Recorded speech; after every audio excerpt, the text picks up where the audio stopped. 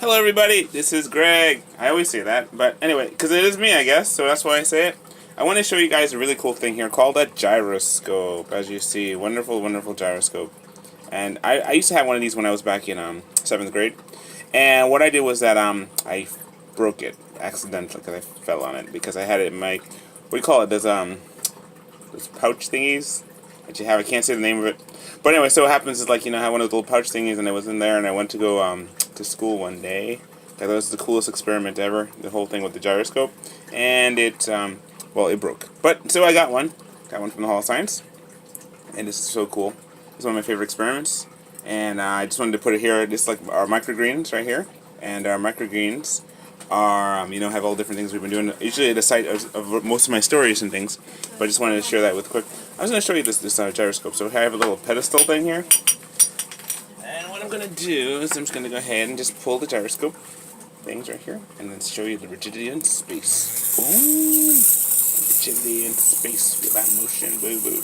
That's right. Rigidity in space. This is a gyroscope. That's right. It's one of the here, and it has a little bit of no precession, but when you put it, you can actually. Whoa! And it's slowing up. I guess I should have just done that. But it'll take me a second just to get it back in gear with the string. But as I'm doing that, I'm going to show you another thing here. This here is a thermometer. It's a thermometer based upon air density. And what makes it really cool is that when the temperature rises, or a temperature gets hot, I guess it means rises. What happens is that you have this situation here where the little liquid that is predetermined, little drops of of weights, they tell you what temperature it is. There's some more here. And what I had before was that it was actually like floating above. They had some of them with the density and the barometric pressure and the density in the air causes these things to rise and fall. No gravity needed. No gravity needed at all. Alright, so there's that one. So it's going to take me a second just to go ahead and reposition this here. So I'm going to do this. And this here is my gyroscope, and I'm going to go ahead and just finish this up here. Just thread this through right here.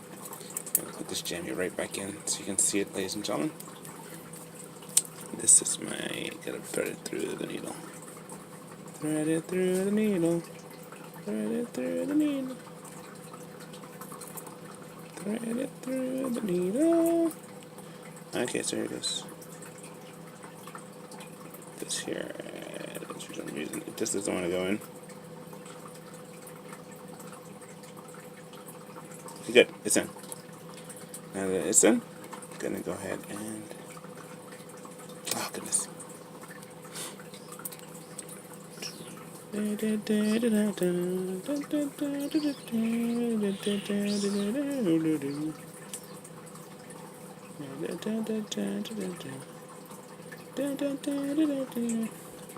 Come around the corner for me. Alright, so here it goes.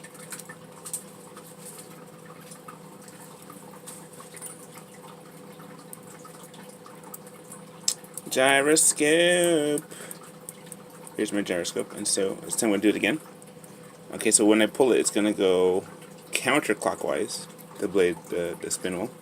Alright, I'm going to go ahead and pull it. I'm going to show my finger real quick so I get a nice good tug. Okay, ready? And 1, 2, 3. I'm going to put this on my hand.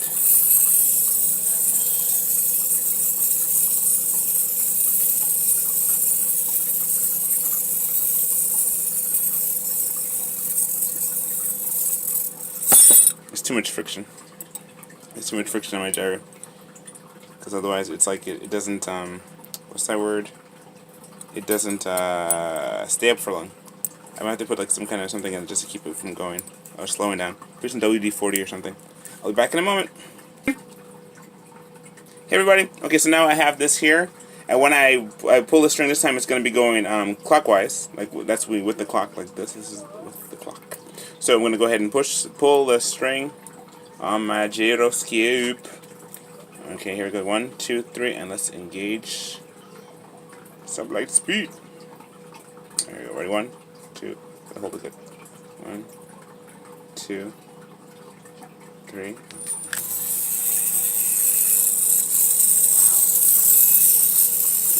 fast. It's so stinking fast.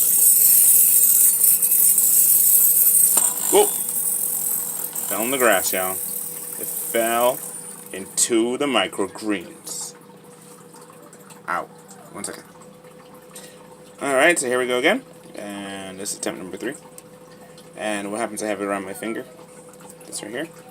So we're gonna, I hope it doesn't, like, retract and goes back in. Because that would be very bad for my finger. Okay, here goes. Ready? 1, 2, 3, and... Okay, that's exactly why you don't have it like that. Okay, it came apart. Let's try this again. Alright, that's when you pull it with too much power. Don't know your own strength there, Greggy. Alright, so what's up here? Just this here. Alright, let's see. So I guess it's actually, oh man. Let's give it a shot here. It's kind of wrapped around. You wrapped around and re-wrapped around. So, oh, look at that. Yeah. Goodness. Goodness. Okay, let's see. Let's try this again.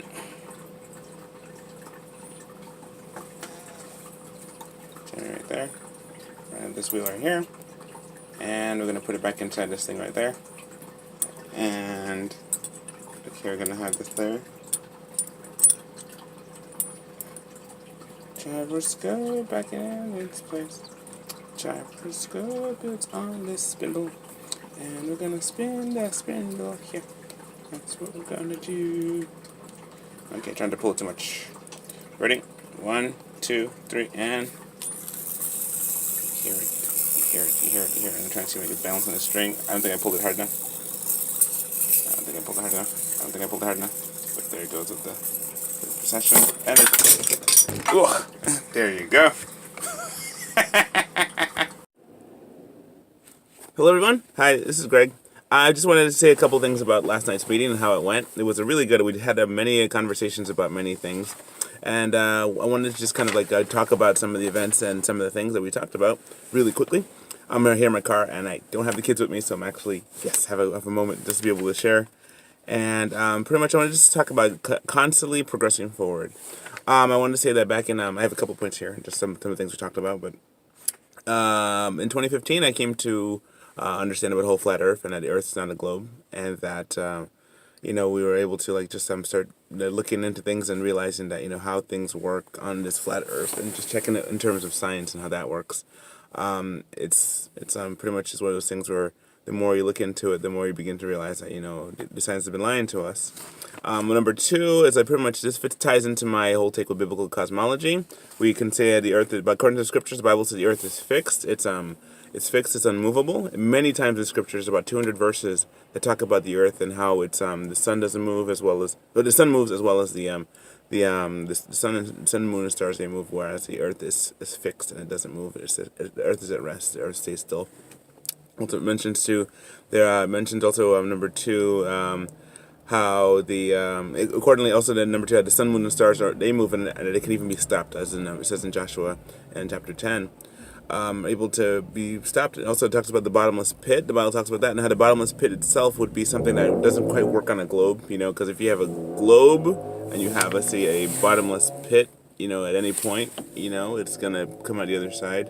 But if it's a flat plane, you can have a bottomless pit. So that's something there.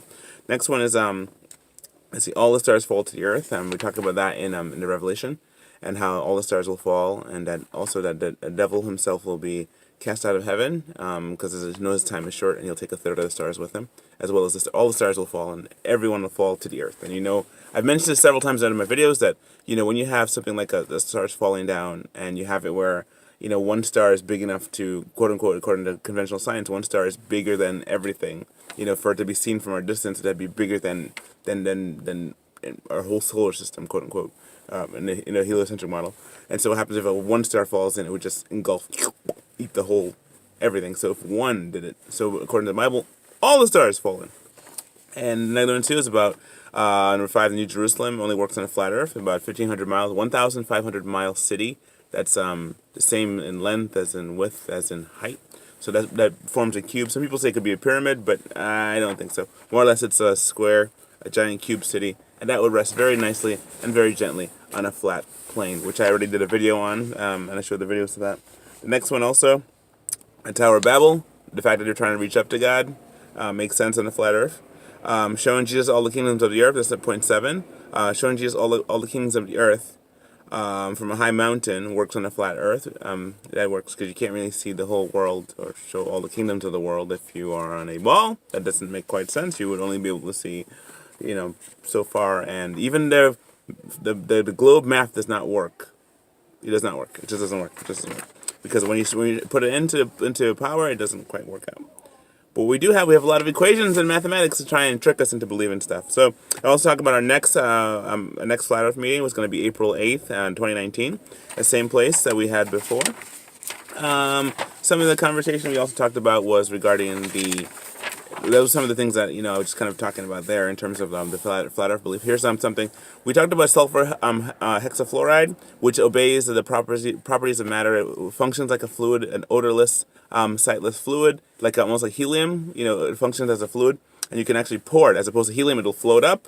Sulfur hexafluoride will actually pour down, and it'll go right into a container. You can put it in a fish tank, and you can actually put stuff on top of it. We mentioned that about how you can use like a boat, and a boat that floats in the air.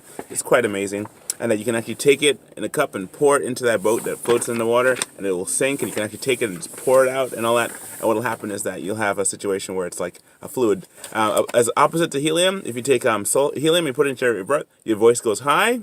If you take sulfur hexafluoride and you breathe it in and try to speak, you'll make your voice come down low. So you have low mega bass voices there. Anyway, so that's something that very interesting. We talked about that. We spoke on our favorite Flat Earth channels. I put a list of all the different ones below this video here, so you'll be able to check them out as well. Ring laser gyros. That's one of the things I've been looking at today, just in heavily.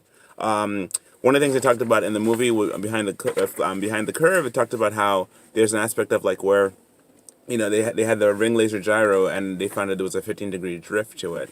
I'm still looking into the details of it, but there was something that came up in the conversation that when I was looking at it, I was researching about a detail. They call this thing called a mechanical dithering system, right? So you have a thing about the way that the ring laser gyro works. It has a mechanical dithering system. I'll be back. Talk to you soon. Bye. Hey everybody, this is Greg.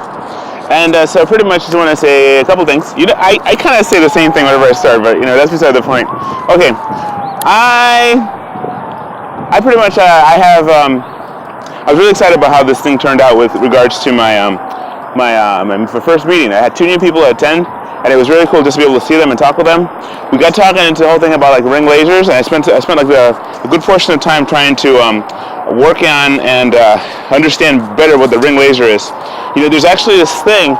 It talks about like mechanical dithering, mechanical dithering systems that I wish to look into some more. I have a couple of people who've been asking me questions about like what do I think about the whole ring laser thing.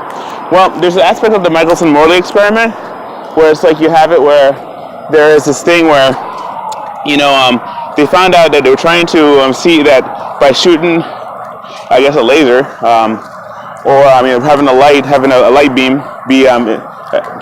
Let me see this again. It's one of those things where they say that if things are passing through and the Earth's rotating, it'll take longer for light to reach back, for one photon of light to reach back to its source, or reach to the detector, to be able to see that. So what happens is like, they didn't notice that there was any kind of delay. There was no delay whatsoever, and they called it a failure because there was a failure to detect the rotation of the Earth. And so the same kind of principle, and they call it the Sagnac effect, where it's like there should be some kind of a delay of sorts, some kind of a delay of sorts that happens when there's things are passing through a meter or medium. And so it's like whenever there's they weren't able to detect any movement, and even still they weren't able to detect any movement. So one of the things about that is like they say there's no observable evidence from Earth, standing on Earth, that you can detect if the Earth is moving. All we can see is that the sun, the moon, and the stars all move around us. But that doesn't mean, nor can we feel, nor can we detect that the Earth itself is moving. So what that really means is that we have a situation where we have to be told, or someone has to be able to share with us or let us know the scenario or situation of what's going on outside, because we can't find out on our own, So anyway, so one of the things is like What are the things? So I just want to say that a couple of things there. So the machine, the mechanism to get one of those ring laser gyros is upwards of $20,000. You know, and they use them in different machines to detect motion and drift and everything like that. But for the most part, when you have a scenario where it's like, I have a scenario where there's no motion detected, and that's what keeps happening. They keep not detecting any motion, and so because of that, it's very difficult to I guess, defend. You know, because like there's no moving parts in the ring laser gyroscope. There's no parts that are moving, because since there's no parts that are moving, it has a thing where, you know, you can't. You have to have it coordinate. One of my friends, Orphan Red, was saying that there's an aspect of like you have to have a system that automatically builds in the 15-degree drift of the rotation of 360 degrees. See, for every hour of rotation, quote unquote, of the Earth going 360 degrees, rotating on the heliocentric rotating Earth model, there's it's 1 hour divided 24 hours. It becomes 15 degrees of drift. You know, so when they were doing the movie, they found out they had found a 15 degree of drift, but you know, they said no one, according to journalism, no one was able to even look at or handle or touch that machine. You know. Because I mean that's like $20,000. I'm not sure about the whole touch aspect of it, but there's an aspect of like where if you have this machine and it's supposed to detect like a the drift, they could actually build that in there. So I'm going to look into that and see if there's if the drift is actually something that they built into it, just because there are no moving parts in the ring laser. So you have to make a machine that will, you know, account for that. Because I mean, say, for example, like if you have a stone has no moving parts to it, you know. And if you have a stone, what they find when they show the gyroscopes, when they have gyroscopes, the gyroscopes, they don't move; they stay the same.